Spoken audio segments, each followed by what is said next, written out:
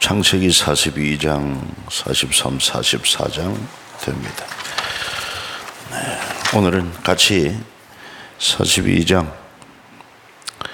1절에서 4절까지만 보겠습니다. 5절까지만 봅시다. 42장 1절로 5절. 그때에 야곱이 애굽에 곡식이 있음을 보고 아들들에게 이르되 너희는 어찌하여 서로 바라보고만 있느냐. 야곱이 또 이르되 내가 들은즉 저 애굽에 곡식이 있다 하니 너희는 그리로 가서 거기서 우리를 위하여 사오라. 그러면 우리가 살고 죽지 아니하리라 하며 요셉의 형 10사람이 애굽에서 곡식을 사려고 내려가서 야곱이 요셉의 아우 베냐민은 그의 형들과 함께 보내지 아니하였으니 이는 그의 생각에 재난이 그에게 미칠까 두려워함이었더라. 이스라엘의 아들들이 양식 살아간 자 중에 있었니 가나안 땅에 기근이 있음이라. 아멘. 하나님께서는 기근을 통해서도 섭리하고 역사하신다 하는 것을 알 수 있습니다. 모든 일이 우연이 없다고 봅니다. 그런데 이미 애굽의 풍성한 풍년이 7년 후에 그리고 아주 무서운 흉년이 7년 동안 이어질 것을 바로의 꿈을 요셉이 해석한 가운데 이미 보여주었고 그 역사를 주관하고 섭리하시는 하나님 말씀대로 작정대로 그 땅에 무슨 기근이 임한 것을 알 수가 있습니다. 그래서 각 나라마다 비상이 걸렸습니다. 애굽을 중심은 그 중동에 있는 여러 나라들이 곡식을 구하기 위해서 애굽으로 내려갑니다. 가나안 땅에 살고 있는 야곱과 그의 아들들도 마찬가지 기근의 영향으로 줄이게 됩니다. 그 당시 야곱의 식구들이 모두 얼마나 되느냐. 물론 요셉은 팔려갔지만은 12아들과 또 그 아들들이 태어난 손자들 이렇게 다 해서 아내들하고 다 하면은 70여 명 가까이 되는 그런 대식구가 있었습니다. 그래서 이제 양식이 떨어지면 살 수가 없으니까 아비 야곱이 아들들에게 너희는 가서 우리를 위하여 곡식을 사오라. 그러면 우리가 살고 죽지 아니하리라. 그러니까 양식은 곧 생명과 직결되는 것입니다. 양식이 떨어지면 죽는 거죠. 우리 육체의 생명을 유지하는데 양식은 절대 요소가 되는 것처럼. 그러나 우리 그렇지 않은 한 걸음 더 나아가서 또 하나의 양식이 있으니까 영원히 썩지 않는 양식, 바로 생명 양식, 하나님의 말씀이란 것입니다. 예수님도 말씀하시기를 사람이 떡으로만 사는 것이 아니다. 하나님의 입에서 나오는 진리의 말씀으로 살 것이니라. 그 말씀을 우리가 다시 한번 기억하면서 그래서 참 영의 양식을 취하는 것이 얼마나 중요한가. 사실 지금 이제 우리나라는 경제적으로 상당히 많이 발전해가지고 먹는 문제는 충분히 해결되지 않나 생각합니다. 너무 잘 먹는 게 오늘날 우리의 문제죠. 그러나 지금도 지구상에는 기근으로 먹을 것이 없어 줄여가고 있는 사람이 많은 것을 생각해 보게 될 때 참으로 우리는 많이 받은 자의 그런 어떤 빚진 마음도 가지고 있어야 될 것이고 또 항상 이런 기근으로 줄이고 있는 사람도 생각하면서 좀 우리가 욕심도 좀 절제할 필요가 있지 않는가 그런 생각을 해보는 것입니다. 그래서 아무튼 곡식을 사와야 70여 명의 식구들이 먹고 살 수 있을 터이니 그래서 모두 아들들을 곡식 사러 보내는데 10명의 아들들이 곡식을 사러 가고 막내 베냐민은 함께 보내지 아니했다고 그랬습니다. 그 이유는 야곱이 가장 사랑했던 요셉도 죽었다고 그랬지. 그리고는 동일한 사랑하는 아들 라헬의 몸에 태어난 베냐민이 막내인데 마음이 아려서 이 자식도 잃어버리면 어떻게 하나, 인생 사는 즐거움이 다 뺏길 터인데 하는 그런 우리 때문에 보내지 않습니다. 그런데 우리가 한 가지 주목해 보여야 될 일은 3절에 요셉의 형 10사람이 그랬는데 어떻게 10사람이 되었습니까? 우리가 38장에서 볼 때 야곱의 아들 유다가 아버지 집을 떠나서 아둘람 굴로 가서 거기에 가나안 여인 수아의 딸을 맞아 결혼해서 살았던 것을 알 수 있고, 그 아들들이 죽고 하니까 나중에 며느리 다말이 창녀로 변장을 해가지고 자기 시부가 양털 깎는다고 딥나로 올라오는 소식을 듣고는 자기가 창녀로 변장을 해서, 그래서 그 시부와 관계를 맺어서 태어난 아들이 또 베레스라, 세라 이런 아들이 태어난 것을 알 수 있습니다. 그래가지고 영 아버지 집을 떠나 사는 줄 알았는데 42장에 가서 보면은 또 여기 이제 형 10사람이 갔다고 그랬으니까 여기는 유다가 포함된 것을 알 수 있습니다.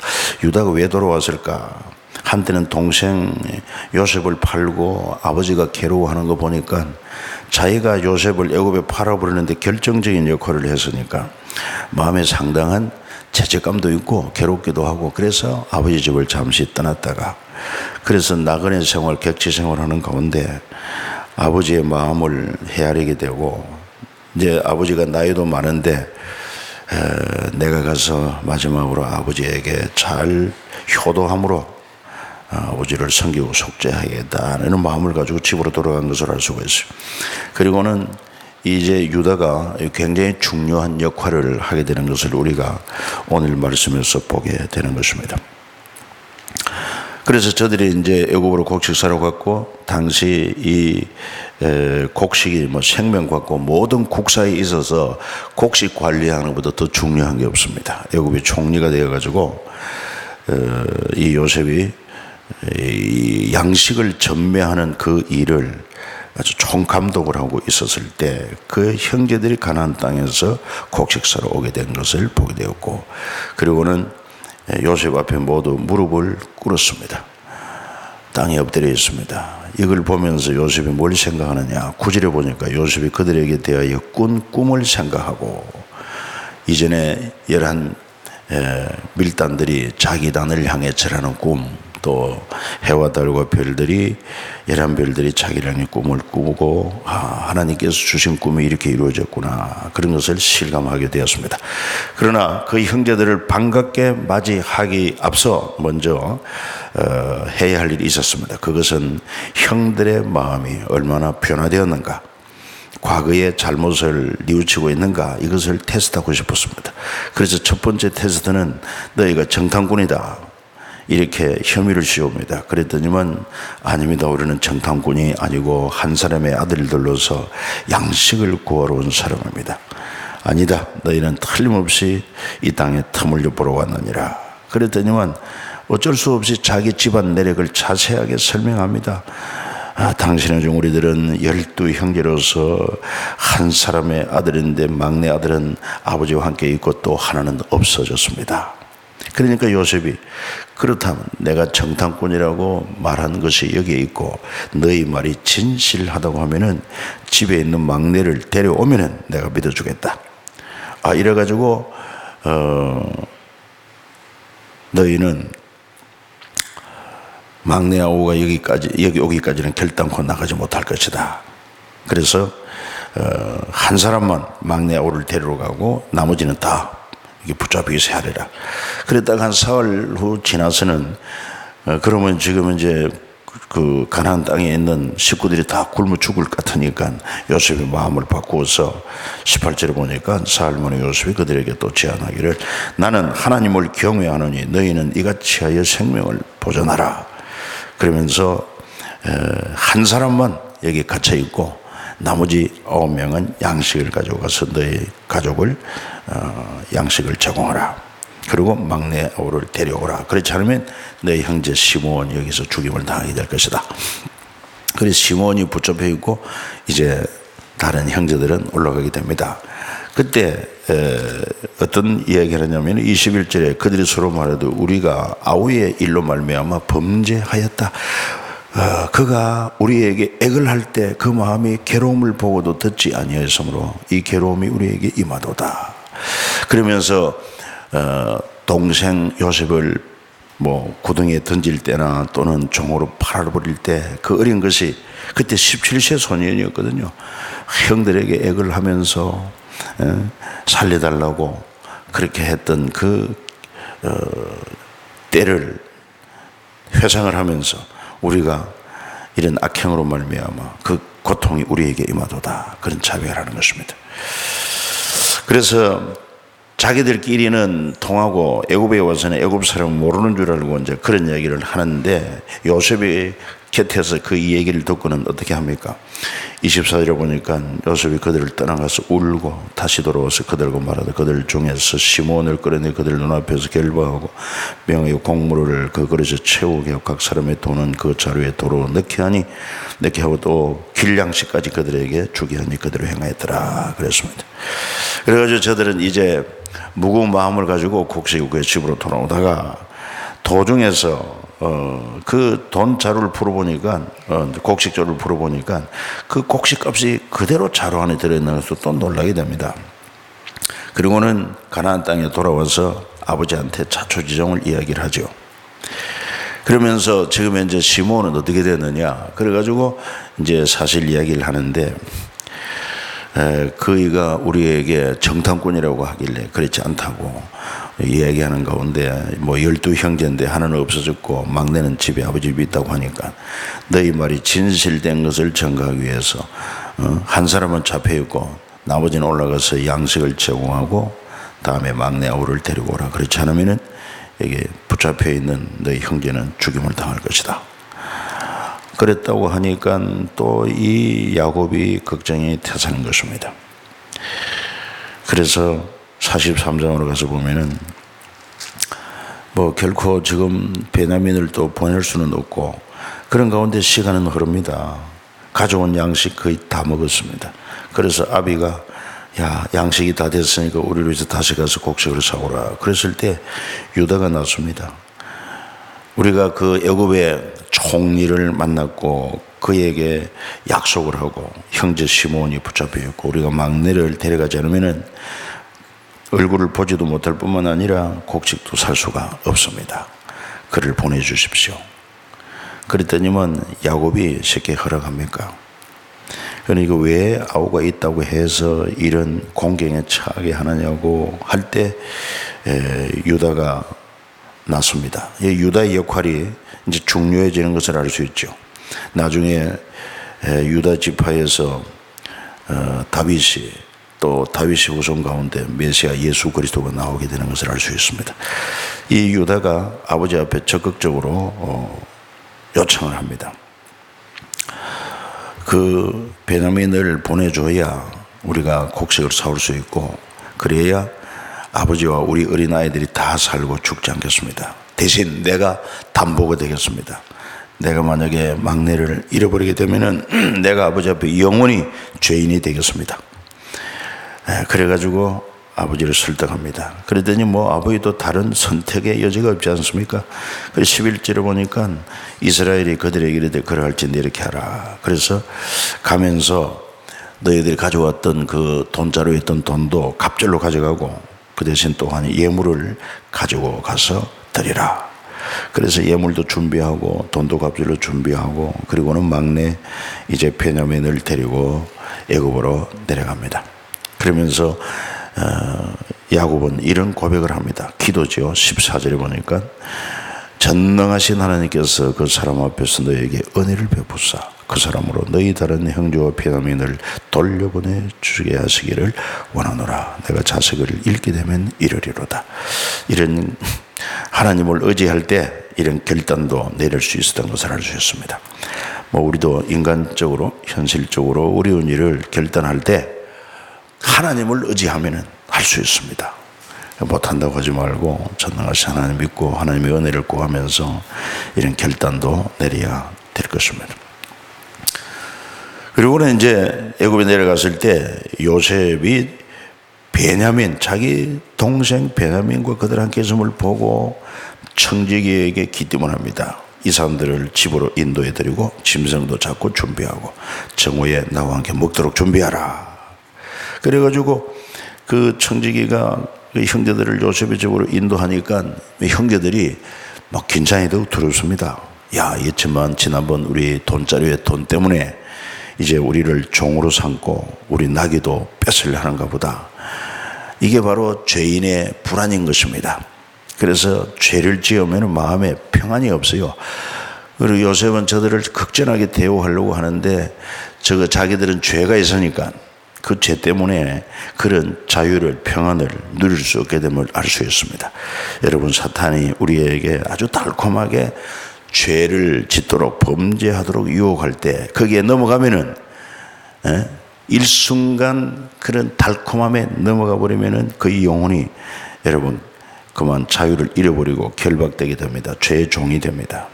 지금 이 요셉이 총리가 되었습니다만은 만약에 그때 보디발의 아내가 유혹할 때 하나님 앞에 내가 어찌 죄를 지으려 하고 거절하지 아니하고 그냥 인간적인 생각으로 야 평생 종노릇 할 거 그냥 이 집의 여주인이 나를 호감을 가질 때 그냥 요청을 들어주고 여기서 잘 먹고 잘 살자 그랬다고 하면은 그는 죄의 종이 되어가지고 비참하게 되었을 것입니다. 여러분, 죄는 그렇습니다. 항상 달콤하게 유혹으로 다가오지만 이것을 우리가 건절하지 않으면, 이것을 거절하지 않으면 결국은 죄의 종이 되어서 자유도 평안도 복도 잃어버리게 됨을 꼭 기억하고, 여러분, 죄를 잘 분별해서 죄를 대적하고 죄와 더불어 싸울 수 있기를 예수님 이름으로 축복합니다. 예, 그래서 이 형제들이 막 두려워하는 것을 볼 수 있죠. 우리를 노예로 삼으려는 것보다, 우리 나귀까지 뺏으려는 하는 것보다 이제는 어떻게 하느냐. 우리 때문에 아버지는 완전히 그냥 애통하다가 돌아가셔야겠구나. 뭐 등등 오만 가지 생각. 우리 처자는 어떻게 하느냐 등등 이런 생각까지 했지 않겠습니까? 그러니까 청지기 가까이 가서 막 사실 이야기합니다. 내주 우리가 지난번에 갈 때 그 자루에 돈이 있었는데 그거는 어떻게 됐는지 전혀 이유를 알 수 없고, 그래서 두려운 마음으로 돈도 갑절로 가져왔습니다. 예물도 가져왔습니다. 그랬습니다. 그때 23절에 보면은 뭐라고 말하면 그거에 대해 너희는 안심하라, 두려워하지 말라. 너희 하나님 너희 아버지 하나님이 재물을 너희 자루에 너희에게 주신 것이니라. 너희 돈은 내가 이미 받았느니라 하고 시몬을 그들이 이끌어내고 그들을 요셉의 집으로 인도하고 물을 주고 발을 씻고 그들의 나귀에게도 먹이를 주게 됩니다. 그리고는 요셉이 집으로 돌아옵니다. 그때 이제 예물도 전해드리고 땅에 엎드려 절합니다. 그때 요셉이 아버지 안부를 묻지요. 그 노인이 잘 계시더냐? 아직도 생존해 계시더냐? 그리고 뭐 사실 이야기를 하니까 요셉이 또 자기 동생 베냐민을 보고는 너희 작은 동생이 이 아이냐? 소자여 하나님이 네게 은혜 베푸시기를 원하노라. 이렇게 참 애틋한 그 마음을 표현을 합니다. 그리고 여러분 30절 보십시오. 요셉이 아우를 사랑하는 마음이 막 북받쳐 커피 울 곳을 찾아서 안방으로 들어가서 울고 얼굴을 씻고 나와서 정을 억제하고 음식을 차리라. 그 참 요셉의 마음이 여기서 읽히지 않습니까? 그리고 함께 먹고 베냐민에게는 또 5배나 이렇게 대접을 하게 되는 것을 알 수 있습니다. 이제 형제들이 마음이 좀 놓였으면 우리를 종으로 삼고 해하려고 하는 것이 아니구나. 그래서 44장에 가서 보면은 요셉이 이제 식사하고 저들이 다시 이제 가나안 땅으로 돌아가기 전에 청지에게 이렇게 말합니다. 양식을 각자의 자루에 최고로 채워주고 각자의 돈도 자루에 넣어주고 특히 내 은잔을 베냐민 자루에 넣어주라. 그래가지고 뭐 형제들은 모르고 이 참이 어떻게 된 일인지 어떻게 이런 일이 있냐 하고 이제 기쁜 마음으로 들던 마음으로 이제 집으로 돌아갑니다. 가는데 얼마 가지 않아서 또 청지기가 급히 달려왔습니다. 그러면서 너희들이 어찌하여 선을 악으로 갚느냐? 내 주인의 은잔을 누군가 훔쳐갔느니라. 이 두 번째 테스트지요. 그러니까 첫 번째 테스트에는 돈을 자루에 이제 준 것을 다시 갑절로 가져온 것을 볼 때 진실된 것을 인정을 하고 정직한 것도 인정이 되고, 그리고 이제 두 번째 테스트에서 이렇게 이제 은전으로 테스트하는데, 그러니까 뭐 형제들도 기가 차지요. 우리가 그만큼 은혜를 받았고 했는데 누가 감히 그런 은금을 도둑질 하겠습니까? 9절에 보니까 당신의 종들 중 누구에게도 발견되든지 그는 죽을 것이고 우리는 내 주의 종이 되겠습니다. 이렇게 대답을 한 것입니다. 그래가지고 모두 자루를 부려 조사를 하니까 그 언잔이 베냐민 자루에서 발견된지라. 그러니 뭐 기가 막히죠. 옷을 찢고 짐을 나귀에 싣고 다시 애굽으로 돌아갑니다. 그리고는 요셉 앞에 또 엎드립니다.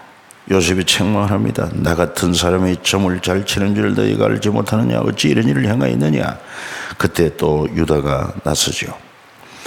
이 유다가 참 아주 중요한 역할을 하는 것을 우리가 여기서 볼 수 있지 않습니까? 우리가 내 주께 무슨 말을 하겠습니까? 무슨 설명을 하겠습니까? 그러면서 이런 고백을 합니다. 하나님이 종들의 죄악을 찾아내셨으니 우리와 이 잔이 발견된 자가 다 주의 노예가 되겠습니다. 뭐 더 이상 변명이 없지 않습니까? 그러면서 요셉이 말하기를 결코 그렇지 않다. 잔이 발견된 자만 내 종이 되고 너희는 평안히 너희 아버지께로 돌아 올라가라. 그때 또 유다가 또 말합니다. 주여 원하건대 당신의 종에게 내 주의 귀에 선한 말씀을 한 말씀을 아래게 하도록 허락해 달라고. 그러면서 쭉 내력을 이야기합니다. 주께서 우리에게 아버지가 있느냐 아우가 있느냐. 그래서 우리 아버지가 있고 노인이고 또 노년에 얻은 아들 청년이 있으니 그 형은 죽고 어머니가 남긴 것은 그뿐이라 그의 아버지가 그를 사랑하나이다 했더니 주께서 그를 내게로 데려오라고 해서 우리가 참 아버지 집에 가서 애굽의 총리가 막내를 데려오지 않으면 우리 정탐꾼을 몰아서 시몬은 살아남지를 못합니다. 겨우 요청을 해서 이 아버지가 걱정함에도 불구하고 그래서 내 생명을 담보하고 내가 막내 아우를 데려갔습니다. 그래서 이 30절에 보면은 아버지의 생명과 이 아이의 생명이 서로 하나로 묶여 있기에 이제 내가 주의 종 우리 아버지에게 돌아갈 때 아이가 우리와 함께 가지 아니하면 아버지가 아이 없음 보고 죽으리니 이같이 되면 종들이 주의 종 우리 아버지가 흰머리로 슬퍼하며 서울로 내려가게 하매니이다. 그래서 32절에 보면 주의 종이 내 아버지에게 아이를 담보하기를 내가 이를 아버지께 데려오고 들어오지 않으면 영영이 아버지에게 죄짐을 지리라 하였사오니 이제 주의 종으로 저로 하여금 이 아이를 대신하여 머물러 내 주의 종이 되게 하시기 위하여는 그의 형제들과 함께 아버지에게 돌려보내어 주옵소서. 참 이렇게 아주 눈물 어린 진심으로 요청을 합니다. 그래가지고 이제 이 45장에 보면은 요셉이 그때 이제 아주 뭐 절정이죠. 뭐 감정이 복받쳐서 그 형제들하고 해오하게 되는 것을 보겠는데 오늘 저녁에 심려 기도회 때 말씀을 보기로 원합니다. 기도 올리겠습니다.